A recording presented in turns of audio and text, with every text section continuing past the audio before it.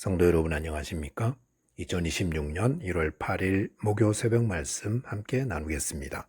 함께 나누실 하나님 말씀은 창세기 5장 1절에서 32절까지입니다. 본문은 아담에서 노아까지의 족보가 기록되어 있습니다.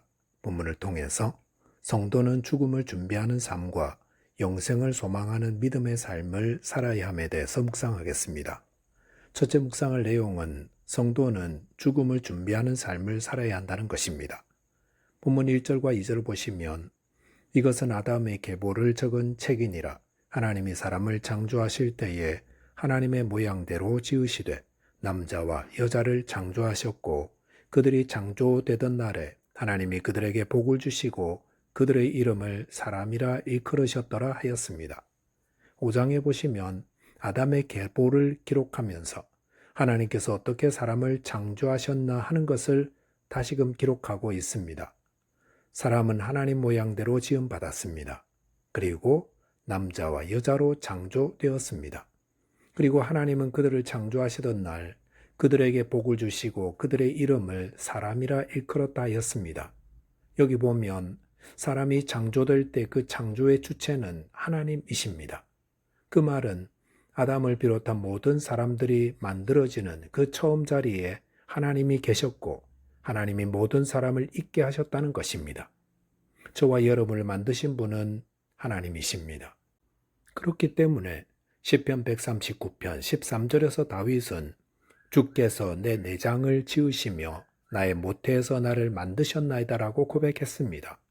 그리고 예레미야서 1장 5절에서 하나님은 예레미야에게 내가 너를 모태에 짓기 전에 너를 알았고 네가 배에서 나오기 전에 너를 성별하였다고 했습니다. 하나님은 우리 모든 사람을 지으신 분입니다. 그리고 하나님이 그 만드신 사람에게 복을 주셨다 하셨습니다. 어떻게 복을 주셨습니까? 생육하고 번성하며 땅에 충만하라 하였습니다. 그런데 그 복을 내리셨다고 말씀하신 후에 오늘 본문 3절 이하에 아담의 족보가 소개됩니다. 그 말은 창세기 5장의 족보가 하나님이 복 주신 결과라는 말입니다. 아담과 하와의 범죄로 어쩌면 사람의 족보는 4장에서 끝나야 하지 않았나 생각합니다. 하지만 하나님은 창세기 5장에서 아담의 족보를 통해 하나님이 인간의 죄에도 불구하고 복 주시는 분임을 말씀해 주고 있습니다. 성도 여러분, 하나님은 복 주시는 분입니다. 그러므로 하나님께 나오는 자는 신령하고 아름다운 복을 누리게 됩니다. 본문 3절 보시면 아담은 130세에 자기의 모양 곧 자기의 형상과 같은 아들을 낳아 이름을 셋이라 하였고 라고 하였습니다. 여기 보시면 아담이 130세에 낳은 셋에 대해 자기 모양 곧 자기의 형상과 같은 아들이라 하였습니다.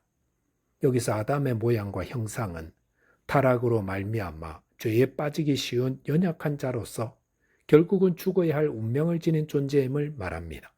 아담의 계보에 보시면 계속 반복해서 나오는 말이 낳았고 자녀를 낳았으며 몇 세를 살고 죽었더라입니다. 여기서 주목할 말은 죽었더라입니다. 아담의 족보에 나오는 사람들의 평균 연령은 900세가 넘습니다. 그런데 에녹을 제외하고 그토록 오래 살았던 사람들은 다 결국 죽었다라고 기록하고 있습니다. 이것은 모든 사람은 필연적으로 다 죽게 되는 존재임을 말하고 있습니다. 성도 여러분, 사람은 다 죽습니다. 여기에 예외가 없습니다.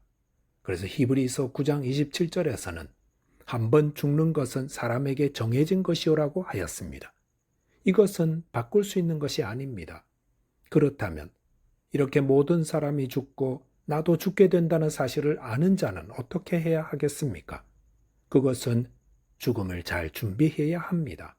즉, 반드시 죽는다는 사실을 기억하고 죽음을 준비해야 하는 삶을 살아야 한다는 것입니다.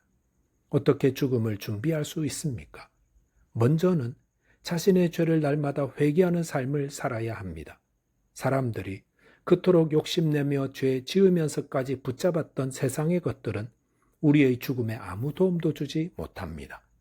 대신에 예수 그리스도의 의로만이 내 죄가 가려짐을 알아서 예수 그리스도의 이름과 그 십자가를 붙들어야 합니다.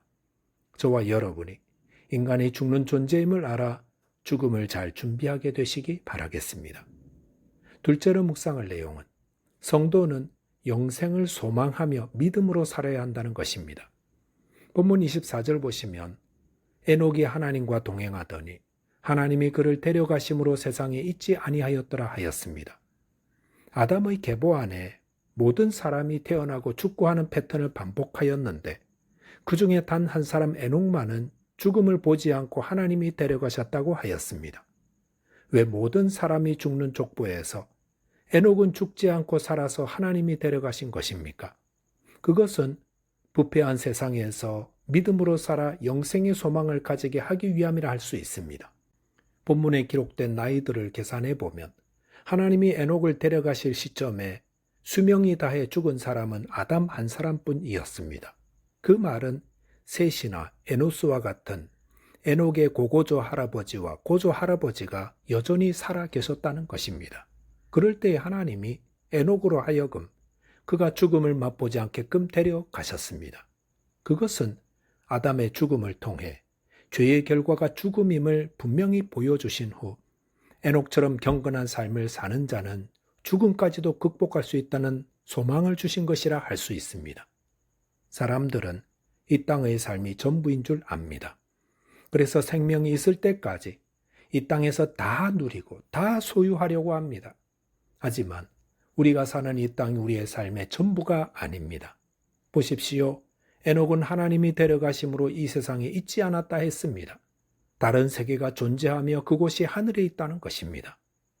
요한복음 14장 2절 3절에서 예수님은 내 아버지 집에 거할 것이 많도다. 그렇지 않으면 너희에게 일렀으리라. 내가 너희를 위하여 거처를 예비하러 가노니 가서 너희를 위하여 거처를 예비하면 내가 다시 와서 너희를 내게로 영접하여 나 있는 곳에 너희도 있게 하리라 하였습니다. 예수님은 내 아버지 집에 거할 곳이 많다 하셨습니다. 그리고 예수님은 그를 믿는 자들의 거처를 예비하러 그곳으로 가신다 했습니다. 그리고 다시 와서 그를 믿는 자들을 그곳으로 영접하여 그곳에서 영원히 거하게 하신다 했습니다. 데살로니가전서 4장 17절에도 보시면 예수 그리스도께서 천사들과 함께 이 땅에 재림하실 때에 예수를 믿다가 죽은 자들을 먼저 일으켜 데려가시고 그 후에 살아서 예수를 믿는 자들을 구름 속으로 공중으로 끌어올려 주님과 영원토록 함께 있게 한다 하셨습니다.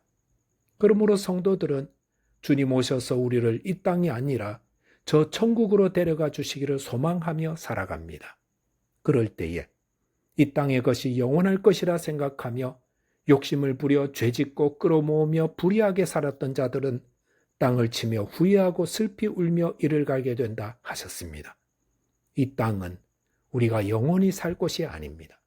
이 땅은 최후의 심판 때 다 사라질 것입니다. 그리고 예수님은 성도들을 새 하늘과 새 땅으로 인도해 가십니다. 그것을 에녹을 통해 말씀해 주고 계십니다. 에녹을 통해 배우는 또 한 가지 교훈은 우리는 죽음을 극복할 수 있다는 것입니다. 모든 인간은 좀 오래 살고 좀 일찍 죽는다는 차이가 있지만 태어난 이상 모두 죽습니다. 하지만 죽음으로 인생이 완전히 끝나는 것이 아닙니다. 어떻게 죽음을 극복하게 됩니까? 그것은 우리의 죄를 대신하여 십자가에서 죽으셨다가 3일 만에 부활하신 예수 그리스도를 믿고 의지할 때에 우리도 죽음을 극복하고 다시 살게 됩니다. 그러므로 죽음을 극복하고 하늘나라에서 살기를 소망하는 자는 에녹과 같은 삶을 살아야 합니다. 에녹은 하나님과 동행하는 삶을 살았습니다. 동행이란 걷다의 뜻입니다. 즉 하나님의 뜻을 쫓아 올바른 삶을 살았다는 것입니다. 히브리서 5장 6절에 보시면 에녹은 믿음으로 살았으며 하나님을 기쁘시게 하는 자라는 증거를 받았다 했습니다. 에녹은 어떤 삶을 살았습니까? 당시 시대가 부패하고 타락하였지만 그런 가운데서도 의연하게 하나님 앞에서 하나님과 교제하며 성결한 삶을 살았습니다. 성도는 세상을 본받는 자 되어서는 안 됩니다.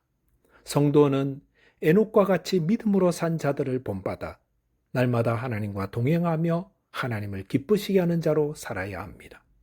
저와 여러분이 영생의 소망을 가지고 하나님과 동행하는 믿음의 삶을 통해 하나님을 기쁘시게 하는 자로 살게 되시기 바라겠습니다. 기도하겠습니다. 하나님 아버지, 모든 사람이 죽음을 피하지 못하는 이 진실 앞에 겸손하게 해 주옵소서.